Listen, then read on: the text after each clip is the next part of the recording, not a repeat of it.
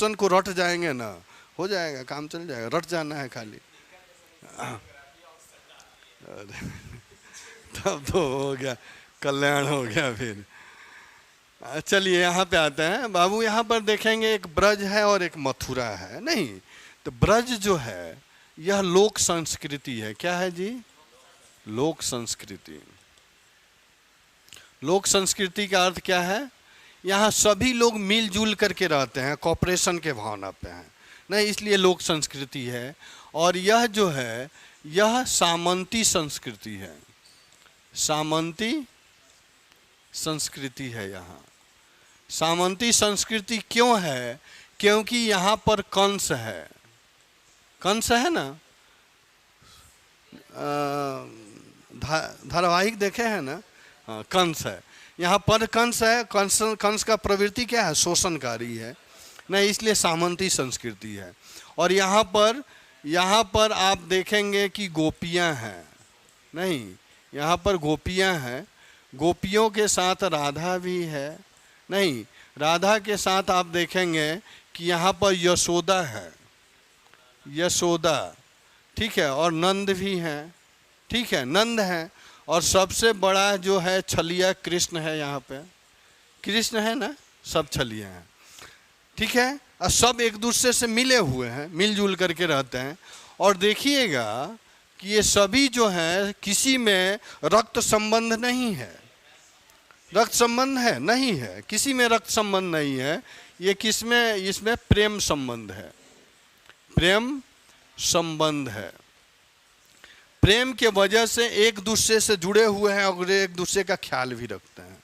और यहाँ पर देखेंगे कंस के साथ यहाँ पर वासुदेव हैं, वासुदेव हैं, नहीं, और उसके बाद देवकी है, देवकी हैं, ठीक है, और देवकी हैं।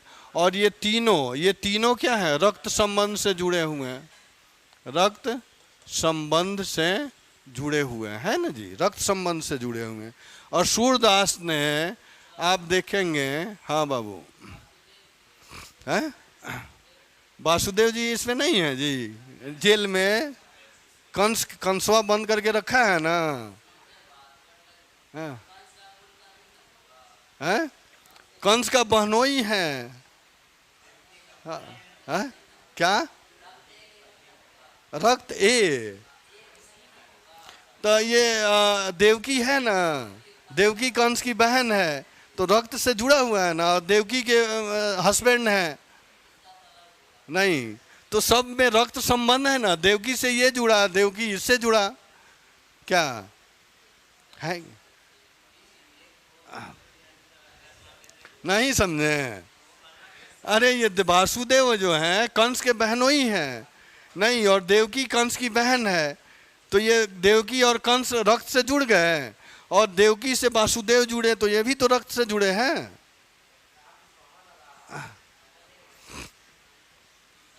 समझ गए ना? यानी कहने का अर्थ है ये तीनों रक्त संबंध से जुड़े हुए हैं। तो यहाँ सूरदास जो हैं यह रक्त संबंध से बड़ा प्रेम संबंध को दिखाया है, समझे? ये कहे हैं कि यहाँ पर रक्त संबंध से बड़ा दायित्व निर्वहन कौन करता है? प्रेम संबंध, क्योंकि लोक संस्कृति में है, ठीक है, स्थापित है, लेकिन कम है, कम है ना जी। कहीं कहीं है भी बहुत ज़्यादा प्रेम, रक्त से ज़्यादा प्रेम संबंध ही है, जैसे दोस्ती वगैरह में देखिएगा। रुक्मणी, हाँ वो बाद में देखेंगे, अभी प्रेम की बात हो रही है, रुक्मणी की बात नहीं हो रही है।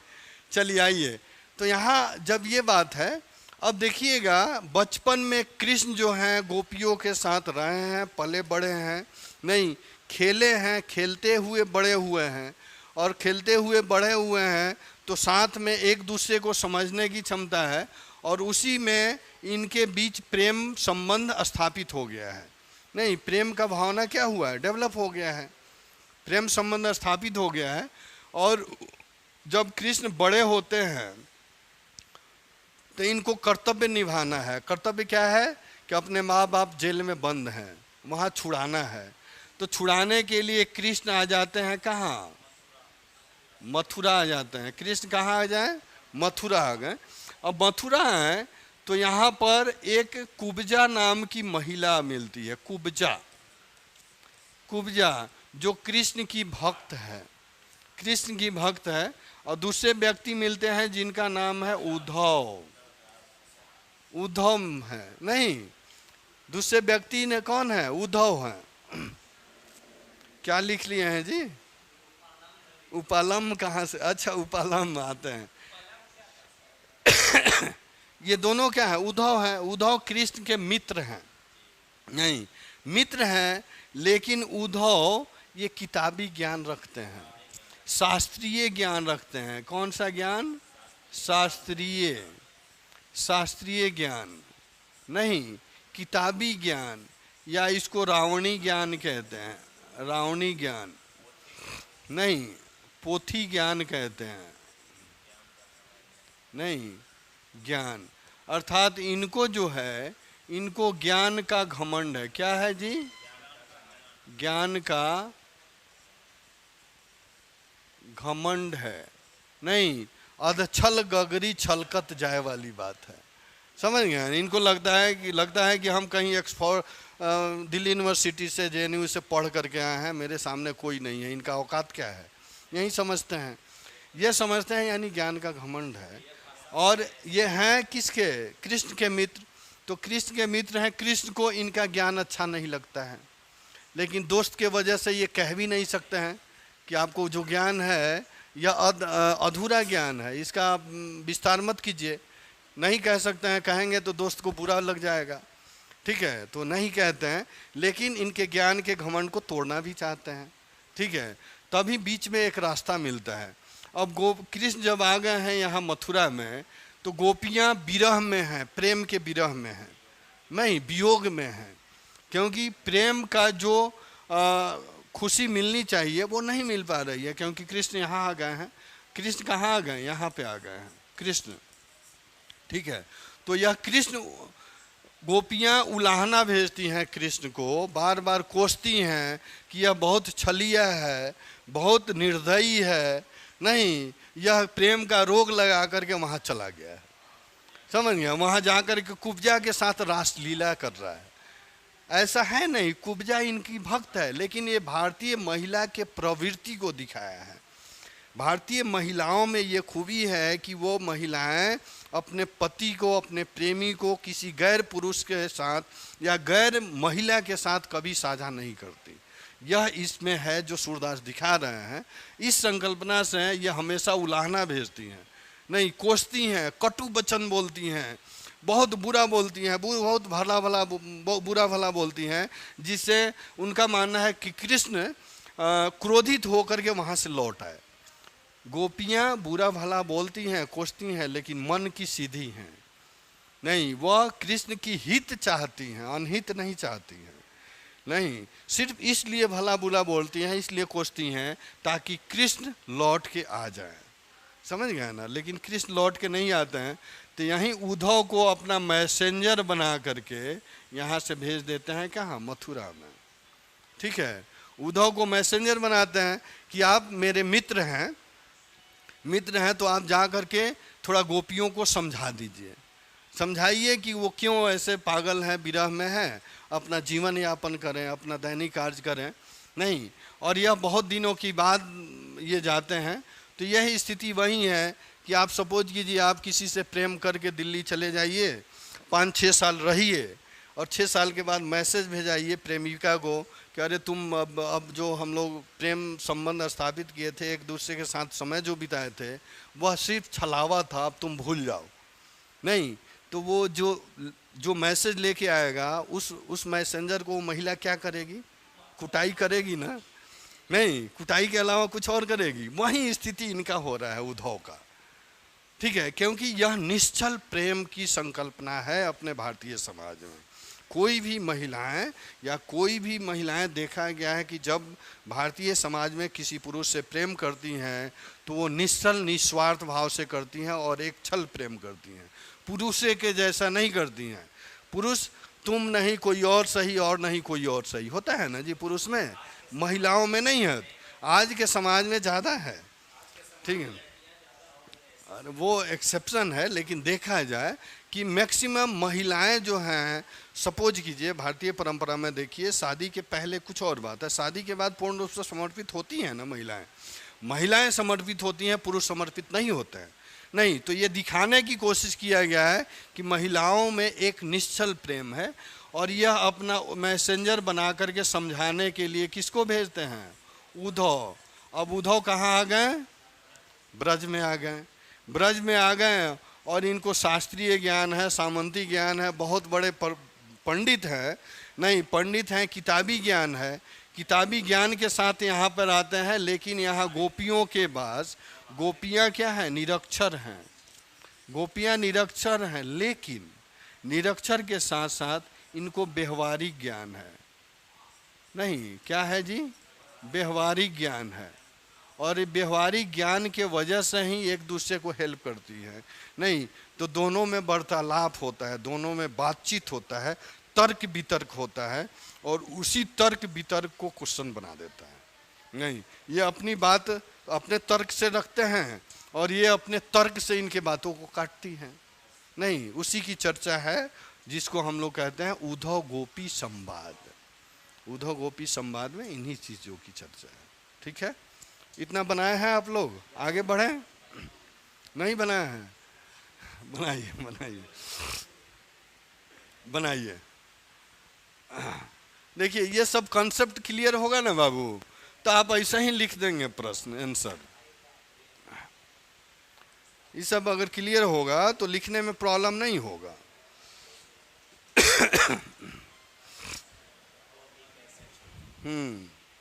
उद्धव मन न भयो 10-20, एक हो सो गयो कृष्ण संग।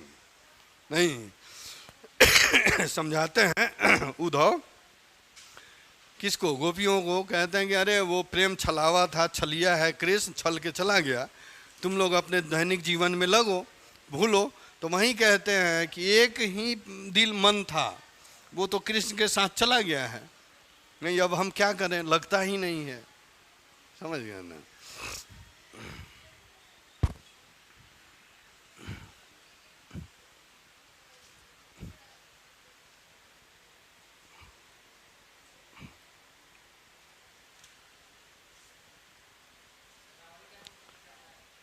रावणी ज्ञान, रावणी यानी रावण का ज्ञान। रावण का ज्ञान घमंडी का था ना?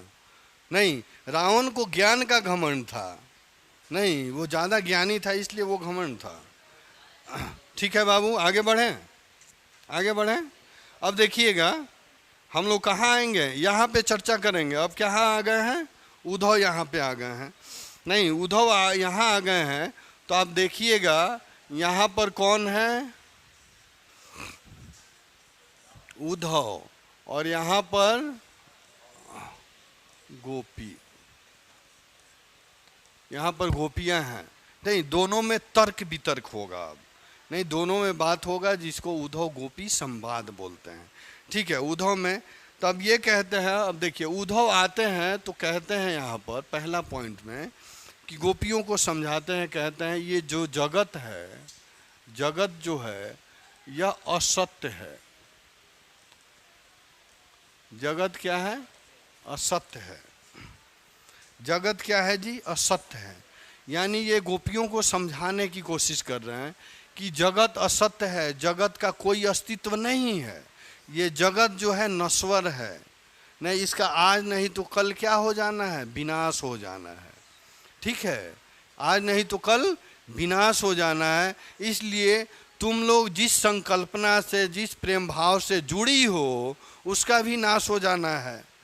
नहीं, तो ये कहते हैं, फिर गोपियाँ कहती है नहीं उद्धव, ये जगत जो है, जगत असत्य नहीं है, जगत सत्य है। ये सत्य लिखेंगे, जगत सत्य है।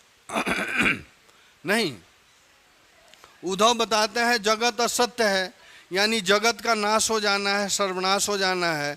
तब तुम लोग क्यों प्रेम के ये दुविधा वाले प्रेम से जुड़ी हुई हो?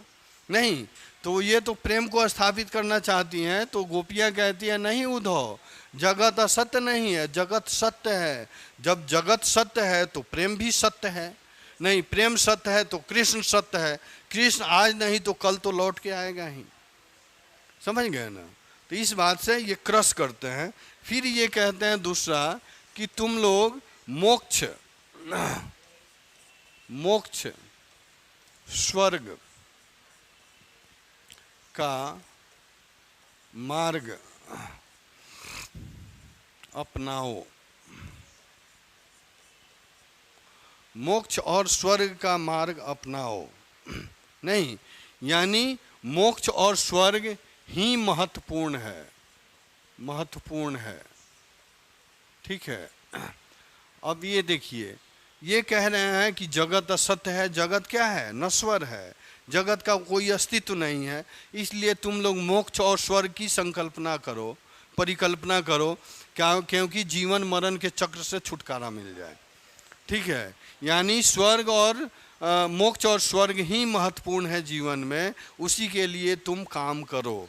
और ये कहती हैं कि मोक्ष मोक्ष और स्वर्ग महत्वपूर्ण नहीं है, महत्वपूर्ण नहीं है। क्यों? क्योंकि मानुष प्रेम भयहु बैकुंठी।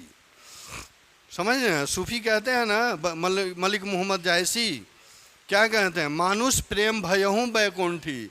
मनुष्य का मानवीय प्रेम जो है स्वर्ग से भी महत्वपूर्ण है। ठीक है, तो वहीं कह रहे हैं, ये मोक्ष की संकल्पना अपनाने की बात करते हैं और ये नकार देती हैं, कहती हैं नहीं उद्धव, मोक्ष और स्वर्ग तो बाद की बात है, जब जहाँ प्रेम है वहीं पर स्वर्ग है। नहीं, यानी यह प्रेम स्थापित करने की बात करती हैं। कौन? उद्धव।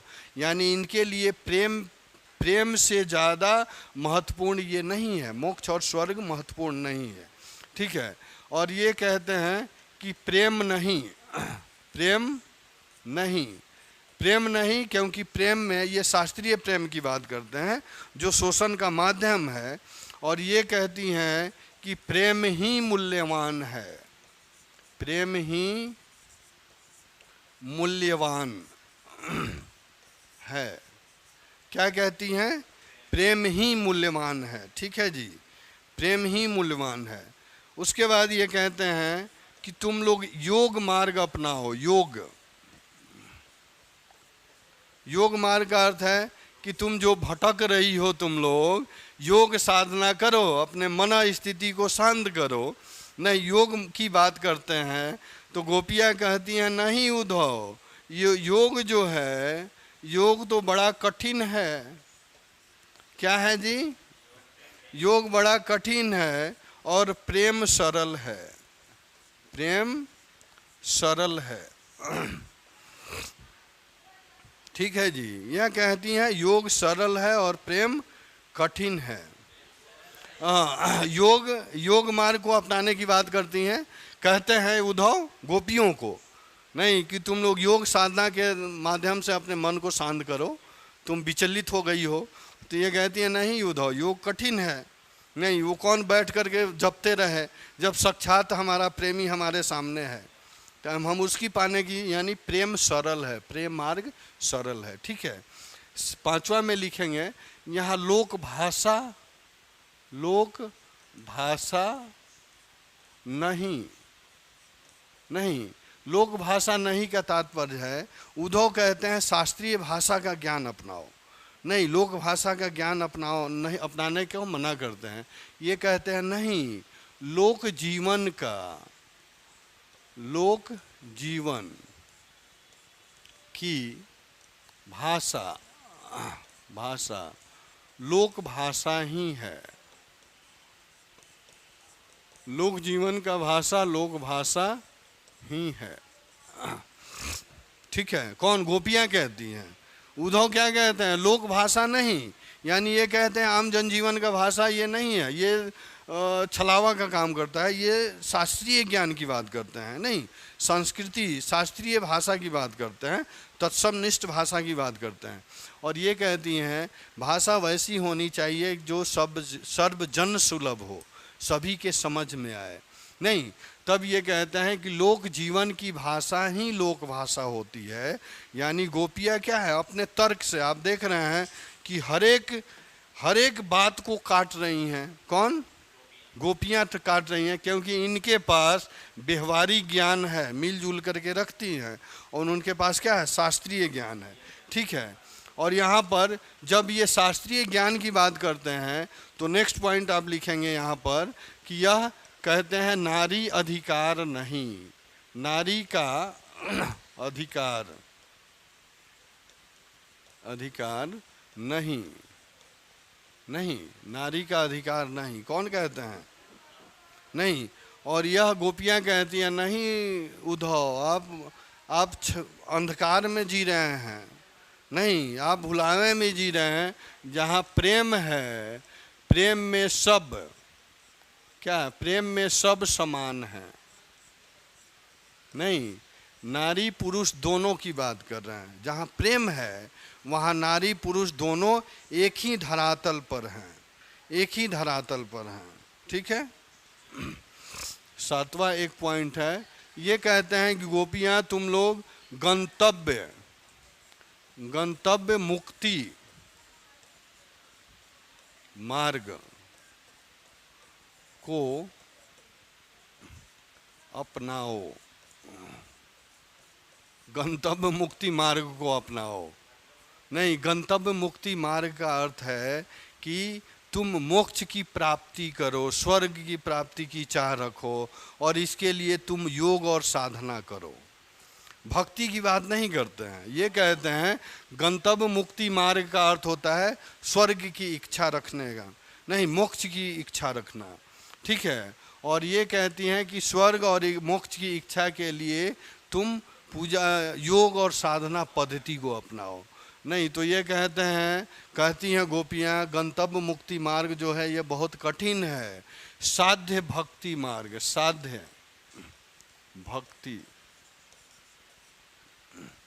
मार्ग सरल है, साध्य भक्ति मार्ग सरल है। साध्य भक्ति मार्ग का अर्थ होता है कि हम ईश्वर की भक्ति कर रहे हैं, अपने प्रेमी, अपने आराध्य की भक्ति कर रहे हैं, तो उसमें श्रद्धा और प्रेम दोनों है। नहीं, श्रद्धा और प्रेम के साथ हमने अपने आप को ईश्वर को समर्पित कर दिया, मेरा कल्याण वहीं करेगा। नहीं, उसको हम कहते हैं साध्य, यानी प्रेम और श्रद्धा है इसमें, और इसमें योग है, जो योग कठिन है, ज्ञान कठिन है, इसको वो करते हैं। यहीं तर्क वितर्क होता है। गए थे उद्धव समझाने, और उद्धव निर्गुण समझाने गए थे, खुद सगुण हो करके आ गए, सगुण हो करके आ गए, यानी वो खुद गोपीमय हो गए। नहीं, और लास्ट में कहते हैं अति पंगु भयो मन मेरो। अति पंगु भयो मन मेरो का अर्थ है लास्ट में ये दुखी हो करके उद्धव कहते हैं कि मेरा मन जो है बहुत दुविधा में फंस गया है, बहुत विचलित हो रहा है। अति पंगु भयो मन मेरो, गयो तहाँ निर्गुण कहिबे को, सगुण को भयो सगुण को चेरो। नहीं, गयो तहाँ निर्गुण कहिबे को, हमने तो आया था निर्गुण समझाने को, भयो सगुण को चेरो। अब हम तो सगुण के चेरे हो गए, सगुण के ही चेले हो गए। तो लास्ट में अपना हथियार डाल देते हैं उद्धव, और वो भी गोपीमय हो जाते हैं। और कहा जाता है कि वो इतने भक्तिमय हो गए गोपियों के साथ कि वो अब इच्छा करने लगे कि मेरा जब अगला जन्म हो तो ब्रज में ही हो। नहीं, और उनका अगला जन्म ब्रज में होता है उद्धव का। ये परिवर्तन हुआ। वृंदावन, वृंदावन वाला ब्रज,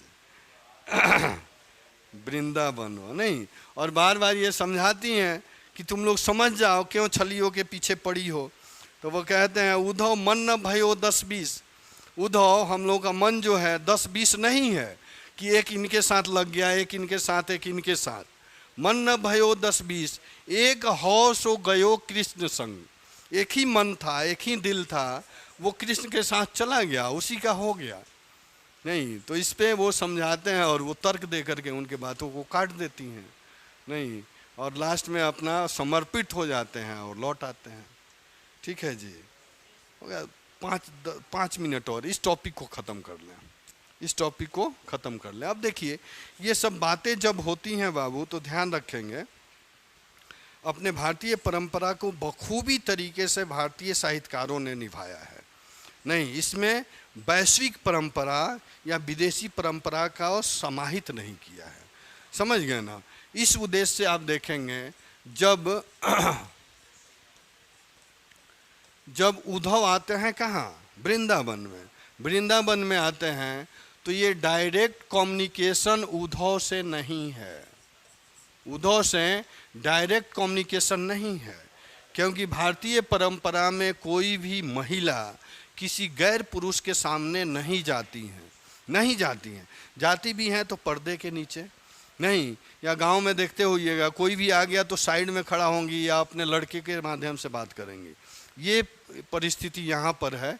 तो यह भौरे का सहारा लेती हैं, भौरा नहीं, भौरा का सहारा लेती हैं। और उद्धव भी भौरे को बात इशारा करके बात करते हैं नहीं, और यह बातें यहाँ पहुँचती है, फिर ये बातें यहाँ पहुँचती हैं प्रतीकात्मक रूप से।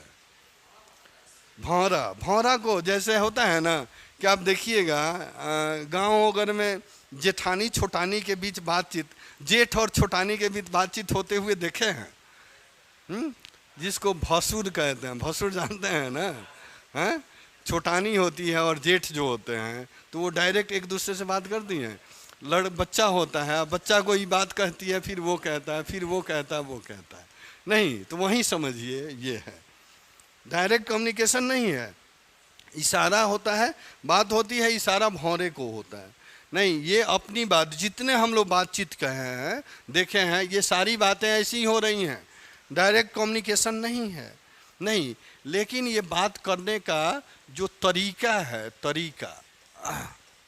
तरीका जो है, यह इससे भी एकदम क्षीण हो करके बात करती हैं नहीं, गुस्से में बात करती हैं, उलाहना के रूप में बात करती हैं। बात करने का जो तरीका है यह उलाहना के रूप में है, उलाहना, उलाहना। यानी अब वो तो समझ गई हैं कि भैया तुम समझाने आए हो, तुम तो प्रिय मित्र हो नहीं, तो अपनी पूरी खामियाजा उसी पे उतारना चाहती हैं ताकि ये जा करके उससे बताए और वो लौट के आ जाए नहीं, तो उलाहना देती हैं, उलाहना के रूप में बात करती हैं। तरीका क्या होता है? अगर पूछा जाए कि उद्धव और गोपियों में जो बात होता है, बात करने का तरीका क्या है, तो उलाहना है। ये उलाहना के रूप में बात करती हैं नहीं, व्यंग के रूप में, व्यंग नहीं, व्यंग करती हैं कि अरे ये छलिया तो हम लोगों को प्रेम का रोग लगा करके चला गया है, कुब्जा के साथ है, रासलीला कर रहा है ना जी। ये क्या है? व्यंग ही है, व्यंग। और यह कटु वचन भी बोलती हैं, कटु वचन नहीं, कटु वचन। कटु वचन का अर्थ क्या है? कड़वी बोली का प्रयोग करती हैं। और ये कड़वी बोली जो है परिस्थिति बस हो गया है, परिस्थितियां वैसी बनी है जिसके वजह से इनका बोली क्या हो गया है? कटु हो गया है नहीं। यह मन की बुरी नहीं है, परिस्थिति बस बुरी बन रही है ताकि कृष्ण, सिर्फ उनका एक ही मकसद है कि कृष्ण वापस आ जाए। ठीक है, तो उलाहना के रूप में, व्यंग के रूप में। व्यंग कैसे? यानी हमको विरह में छोड़ करके वहाँ कुब्जा के साथ रासलीला करना, ये व्यंग ही हुआ। ठीक है, तो उलाहना भी देती है। कटु वचन, कटु वचन यानी कड़वा वचन बोलती हैं। ठीक है, इसके बाद देखेंगे एक वचन वक्रता होता है, वचन वक्रता। वचन वक्रता का अर्थ होता है उल्टा बानी। हस्बैंड वाइफ का बात सुने हैं कि नहीं? अच्छा, मम्मी पापा जब दोनों में लड़ाई होती है नहीं, जब दोनों में लड़ाई होती है तो सुनते हैं बात नहीं, उल्टा एकदम झल्ला के माँ बोलेंगी नहीं, ताकि वो काम नहीं होने वाले वो हो जाए, हो ही जाता है नहीं। तो उसी को वचन वक्रता बोलते हैं, उल्टा बोली नहीं। माँ होती हैं बहुत बार उल्टी बात बोल देती हैं और वो काम हो ही जाता है। जो महीनों से नहीं हुआ होगा, कभी ऐसा होगा कि बोलेगी माँ तो हो जाएगी। तो उस तरह का वचन, वचन वक्रता यानी उल्टा वचन, उल्टा बोली लिखिएगा यहाँ पे, उल्टा वचन नहीं। इसके बाद एक शब्द होता है बाग विगधता, बाग विगधता, बाग विगधता यानी इसको विगध वचन भी बोलते हैं। विगध वचन का ये दोनों शब्द एक ही है। अब विगध वचन का अर्थ होता है जला हुआ नहीं, हाँ ये दोनों शब्द आता है, दोनों लिखा हुआ आता है। नहीं, इसका अर्थ होता है कि ऐसा बोलें जिससे सामने वाले को लगे कि शरीर में जलन आ गया, यानी एकदम जल भुन गया। समझ गया ना? जल भुन जाएगा तो वही काम करेगा, या तो सामने वाले को मर्डर करेगा, नहीं तो उसका काम कर देगा। दो ही होता है ना। तो विगत वचन, इस तरह के शब्द का प्रयोग करती हैं गोपियां। क्यों करती हैं? क्योंकि सिर्फ मकसद है कृष्ण की वापसी, नहीं कृष्ण वापस आ जाए, इसी की बात करती हैं ये। ठीक है, तो प्रश्न बना है कि उद्धव गोपी संवाद में गोपियां विगत वचन का प्रयोग करती हैं, समीक्षा करें। प्रश्न बना हुआ है। नहीं, कटु वचन, वचन वक्रता का प्रयोग करती हैं, इसके महत्व को समझाएं। प्रश्न बना हुआ है। तो किस तरह पढ़ा हुआ है, तो इसी को हम लोग चार्ट को बना करके डिस्कस कर लेंगे, जो भी पॉइंट।